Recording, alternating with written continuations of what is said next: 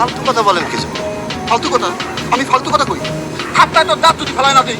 আরে আসানোর কথা থাপড়াবেন কেন? কি আমার ইচ্ছা।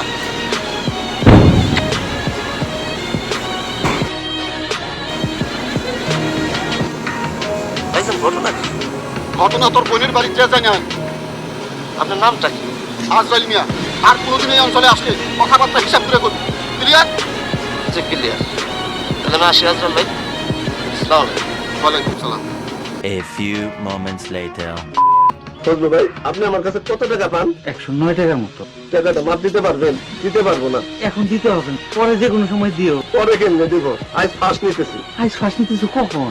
আসর রক্তের পরে। আসর রক্ত একটু আগে আনন্দ যায় না? কেন? আমি তো আসর রক্তে থাকতে পারবো না, আমার একটু কাজ আছে। আরে কারে কি বলি, আপনি যাইতে হবে না।